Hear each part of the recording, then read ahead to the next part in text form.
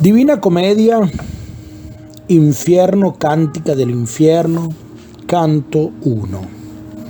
Dante se encuentra perdido en una selva oscura y busca salir de ella subiendo por la ladera de una colina. Pero le salen al encuentro tres fieras que le empujan de nuevo hacia adentro. En ese momento se encuentra con Virgilio, que después de presentarse y escuchar su petición de auxilio, le propone salir de la selva por otro camino, atravesando todo el más allá. Es así que llegamos al canto segundo, donde Dante se asusta ante la empresa que le propone Virgilio y se dice indigno de ella. Entonces, Virgilio le explica que la Virgen desea que haga este viaje, que le ha visto en dificultad y ha mandado a Santa Lucía a avisar a Beatriz, que, a su vez, ha bajado al limbo para pedirle a Virgilio que vaya a ayudarle a la selva. En ese momento, Dante recupera la valentía y decide comenzar de nuevo. Y llegamos al canto tercero, donde en este nuevo segundo comienzo, Dante y Virgilio cruzan el umbral del infierno y en el vestíbulo se encuentran con los ignavos, aquellos que en vida nunca se comprometieron. Después llegan a la orilla del río Aqueronte, donde aparece Caronte, personaje de la mitología griega cuya tarea es transportar las almas de los difuntos al otro lado del río. En el diálogo que sigue, Caronte trata de impedirle el paso a Dante, pero Virgilio le explica que Dios mismo quiere que haga ese viaje. A continuación, se describe a los condenados que esperan cruzar el río y, al final, Dante se desmaya. El primer desmayo. Canto cuarto. Dante y Virgilio entran en el primer círculo del infierno, el limbo. Aquí Virgilio recuerda el descenso de Cristo para liberar a las almas que eran dignas del paraíso. Después presenta a los grandes poetas de la antigüedad que allí se encuentran, y al final describe el castillo de los sabios donde están los filósofos del mundo antiguo, para llegar entonces al famoso canto quinto, donde nos encontramos en el segundo círculo del infierno, primero de los 4 en los que se castiga a los incontinentes. En la entrada está Minos, juez infernal que aparece ya en la Eneida. Después, Dante y Virgilio se encuentran con los lujuriosos, arrastrados por una tormenta incesante. Saliendo del grupo, se acercan 2 almas que van juntas, Paolo y Francesca, y la última parte del canto está dedicada al diálogo con ellos. Nuevamente Dante se conmociona con la narración de Francesca y llegamos al canto sexto, donde Dante y Virgilio se encuentran ya en el tercer círculo, donde se castiga a los golosos, atormentados por una lluvia eterna, maldita, fría y densa, y por los ladridos incesantes de Cerbero. Ahí se encuentran con Ciacco, que en forma de profecía relata la crisis política y civil de Florencia. A continuación, Dante pregunta sobre la resurrección de los cuerpos y Virgilio le responde. Pasamos así al cuarto círculo que se narra en el canto séptimo, donde Dante tras dejar atrás a Plutón, el custodio, encuentra a avaros y pródigos. A continuación hay una larga divagación de Virgilio sobre la fortuna. Y después Dante y Virgilio llegan al quinto círculo, constituido por la laguna Estigia, donde se castiga a iracundos y asidiosos. Iracundos y asidiosos. Canto octavo. Dante y Virgilio siguen en el quinto círculo y atraviesan con la barca del demonio Flegias la laguna Estigia, donde se encuentran con Felipe Argenti.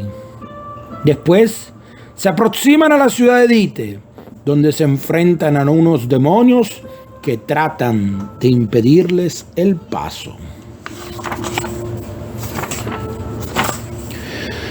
Seguimos en el quinto círculo, en el canto 9, mientras Virgilio espera la llegada de un personaje indefinido. Dante sigue temiendo que no consigan derrotar a los diablos. Después aparecen en las murallas de Dite las furias, 3 criaturas mitológicas, y más adelante llega el personaje que Virgilio estaba esperando, un ángel que abre las puertas de la ciudad a los 2 viajeros. Aquí, los primeros condenados que aparecen son los herejes.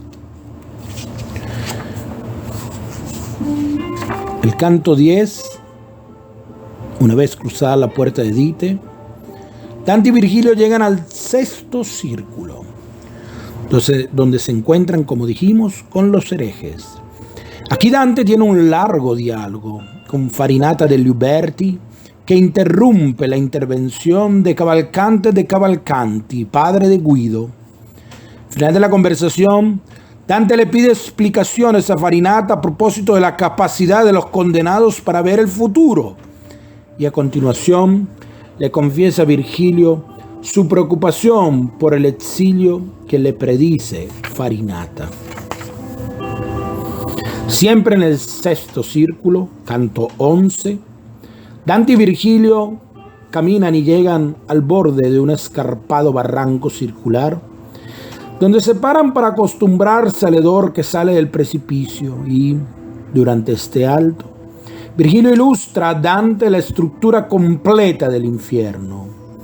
Al final, responde a 2 preguntas de Dante. La primera, sobre por qué los incontinentes están fuera de la ciudad de Dite, y la segunda, sobre la usura. Es así que seguidamente Dante y Virgilio llegan al primer recinto del séptimo círculo, donde se castiga a los violentos contra el prójimo. Esto es narrado, cantado en el canto 12º. A lo largo del descenso se topan con el Minotauro y, a continuación, pasan junto a un desprendimiento causado por el terremoto que provocó la bajada de Jesús a los infiernos. Después llegan a la orilla de un río de sangre hirviendo, donde encuentran los centauros que guardan a los condenados inmersos en el río. Llegamos entonces al canto 13º, séptimo círculo, pero segundo recinto. Aquí están los violentos contra sí mismos, es decir, la selva de los suicidas. Aquí Dante y Virgilio son recibidos por las arpías y tienen un largo diálogo con Pierre de Levigne. Después se topan con los violentos con sus propios bienes, los derrochadores. Y llegamos al canto 14, siempre en el séptimo círculo, pero ahora Dante y Virgilio entran en el tercer recinto de este séptimo círculo, donde se castiga a los violentos contra Dios. Tras una larga descripción del lugar, un arenal sobre el que caen lenguas de fuego, ambos se encuentran con el gigante Capaneo. A continuación, llegan al río Flegetonte, donde Virgilio le explica a Dante el origen de los ríos que recorren el infierno. En el canto 15, tercer recinto del séptimo círculo, Dante y Virgilio se encuentran a los sodomitas, entre los que destaca el maestro de Dante, Brunetto Latini. El largo diálogo entre Dante y Brunetto ocupa el resto del canto.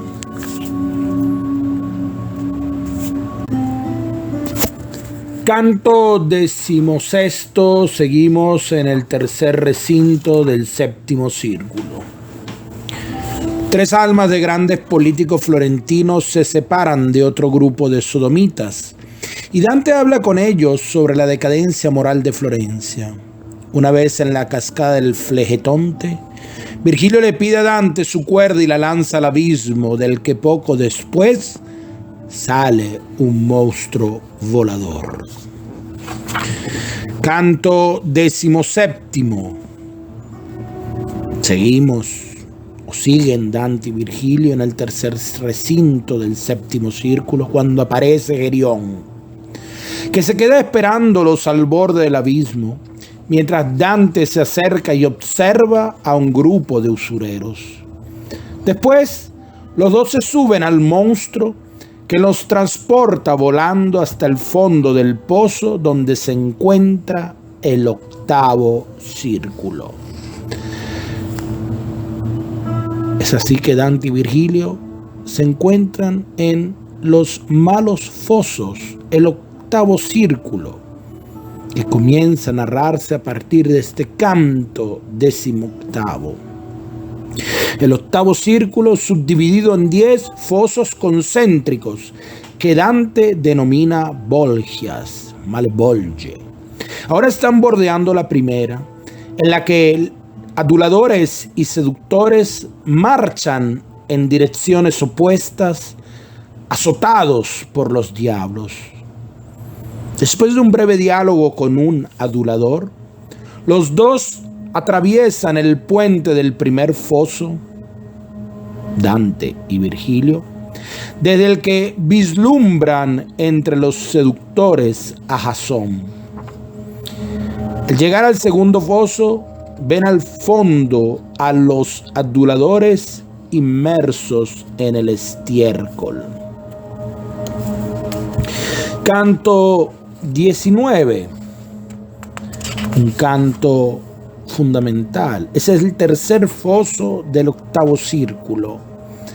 Dante y Virgilio se encuentran con los simoníacos, metidos boca abajo en agujeros en el suelo, con lenguas de fuego quemándoles las plantas de los pies. Entre ellos está el Papa Nicolás III, que anuncia la condena al infierno de Bonifacio VIII, el Papa. El canto concluye con una larga invectiva contra los papas simoníacos. Canto 20, cuarto foso del octavo círculo. Aquí aloja a los adivinos y magos que lloran silenciosamente en procesión, con el cuello tan retorcido que su cara mira hacia atrás. Virgilio presenta a algunos adivinos, entre los cuales está Manto, que está relacionado con el origen de Mantua, la ciudad italiana, lombarda. Y a continuación realiza un paréntesis sobre los orígenes de la ciudad. Al final se encuentran con otros astrólogos. Canto 21, el quinto foso del octavo círculo, acoge a los barateros, es decir, a aquellos que comercian ilícitamente con cosas públicas. Dante y Virgilio miran hacia abajo y ven a un diablo en el foso lleno de pez hirviendo, que tiene agarrado a un condenado por los tobillos. Este les deja a otros diablos la tarea de tirarlo a la pez para que pueda volver a Lucca, ciudad que proporciona continuamente nuevos barateros. Dante, después Virgilio, discute con los diablos para que les dejen pasar. Dante sospecha de un engaño, pero Virgilio no escucha sus preocupaciones y el grupo se dispone a partir. En el canto 22º, cuando aún seguimos en el quinto foso, Dante y Virgilio siguen a los 10 diablos a lo largo del dique que bordea la pez hirviendo, de la que, de repente, emergen los condenados para recuperar un momento el aliento, como hacen los delfines en el agua. Pero uno de ellos se retrasa demasiado y los diablos le enganchan con sus arpones, de manera que, mientras los demonios lo atormentan, Dante consigue hablar con él. Después, con un estratagema, el desdichado se libra de sus cómitres que terminan por pelearse entre ellos.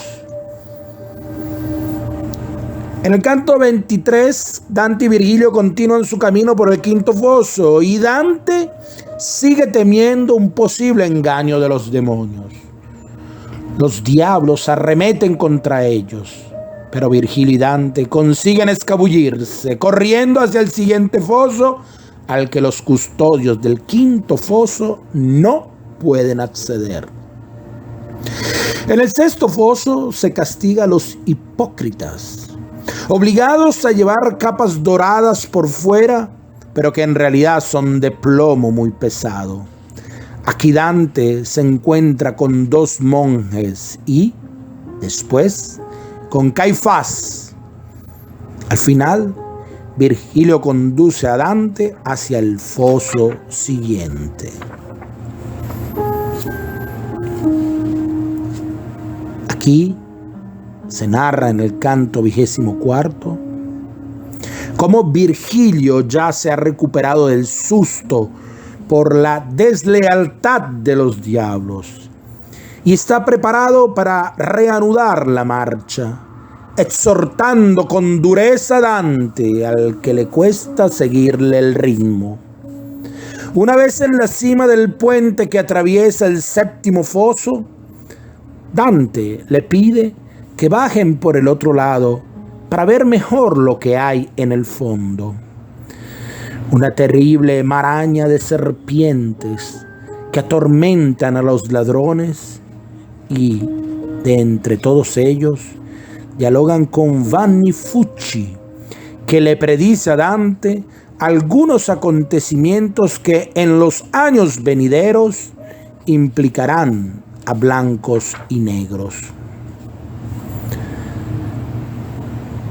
Al llegar al canto 25, seguimos aún en el séptimo foso. Al principio sigue el diálogo iniciado en el canto precedente con Vanni Fucci, que aquí muestra toda su soberbia. Después, Dante y Virgilio se encuentran con Caco, un centauro ladrón con la espalda enmarañada de serpientes.